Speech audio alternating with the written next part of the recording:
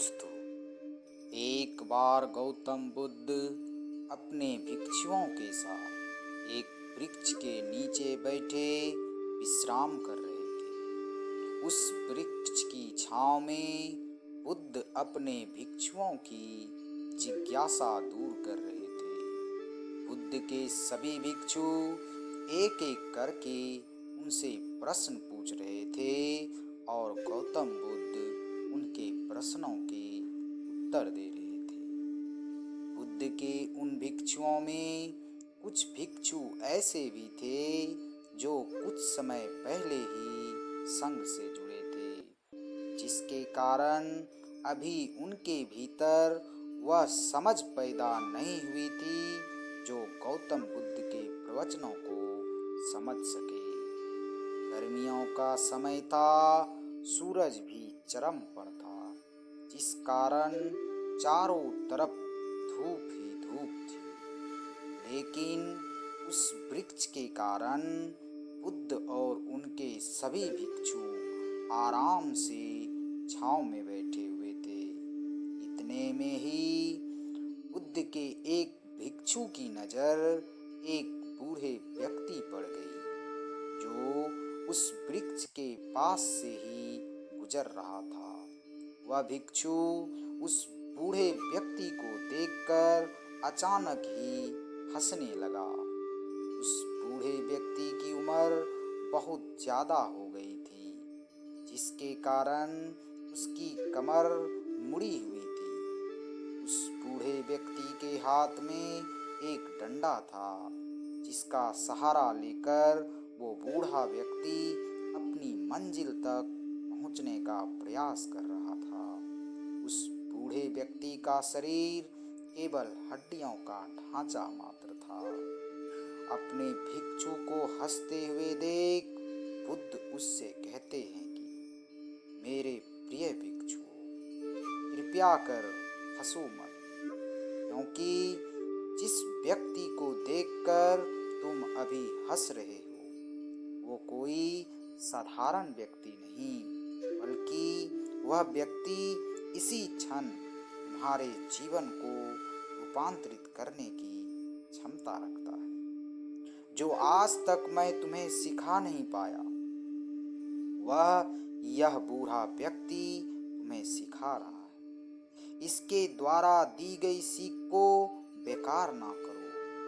बुद्ध की यह बात सुनकर बुद्ध भिक्षु ने कहा, मुझे क्षमा करें, पर मुझे ये समझ नहीं आ रहा है कि जो व्यक्ति खुद अपने शरीर और अपनी बीमारियों से लाचार है, वह भला मुझे क्या सिखा सकता है।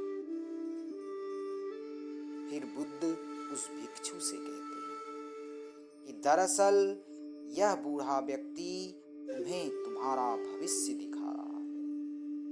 जिस बुढ़ापा और लाचारी को देखकर तुम अभी हंस रहे हो, वो बुढ़ापा और लाचारी तुम्हारे जीवन में भी आने वाली है। वह बूढ़ा व्यक्ति तुमसे कह रहा है कि अभी समय है इस स्वस्थ शरीर का अच्छा कर्म के लिए उपयोग करो। अगर तुम्हारा ये स्वस्थ शरीर तुम्हारे हाथ से निकल गया तो फिर से यह वापस नहीं आएगा। अभी तुम्हारा यह शरीर सही से काम कर रहा है, जैसे कि तुम्हारे हाथ, पैर, आँख, कान आदि। क्या तुम इसे छोटी सी बात समझ रहे हो? यह कोई छोटी सी बात नहीं है। यह घटना कोई साधारण घटना नहीं है जो तुम्हारे सामने अभी घटी है, बल्कि यह घटना तुम्हारे जीवन को बदलने की क्षमता रखती है। ठीक इसी तरह की घटना ने मेरा जीवन भी बदला था, और इसी तरह के घटना के कारण ही आज मैं बुद्ध हूँ। फिर वह भिक्षु बुद्ध से कहता है, क्षमा करें गुरुदेव, मेरे मन में यह विचार ही नहीं आया कि मैं उस बूढ़े व्यक्ति से कुछ सीख सकता हूँ। उसे देखकर केवल मुझे हंसी ही आई। इस पर बुद्ध बोले, ऐसा इसलिए हुआ क्योंकि तुम्हें अपने भीतर कहीं ना कहीं लगता है कि जिस स्थिति में आज वो बूढ़ा व्यक्ति, उस स्थिति में तुम कभी नहीं आओगे। जिस बुढ़ापे और लाचारी का सामना आज वो बूढ़ा व्यक्ति कर रहा है, तुम्हें लगता है कि उसका सामना तुम कभी नहीं करोगे।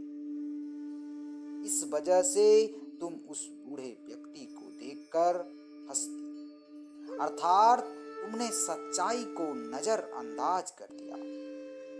अगर तुम सच्चाई को देख लेते तो चाहकर भी अपने आंसुओं को रोक नहीं पाते, परंतु तुमने सत्य को अनोखा कर दिया, क्योंकि तुमने अपना नजर नहीं बदला, तुमने नजरिया ही बदल दिया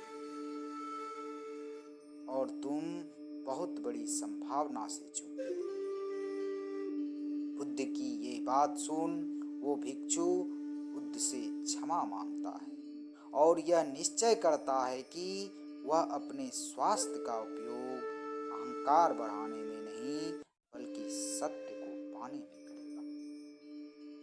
दोस्तों, हो सकता है आप में से कई लोग बड़ी से बड़ी समस्याओं से परेशान हो और उसे पार पाने का कोई रास्ता नहीं दिख रहा होगा। तो याद रखें, जब तक आपका स्वस्थ शरीर आपके साथ है, बड़ी से बड़ी समस्या यूं ही टल जाएगी।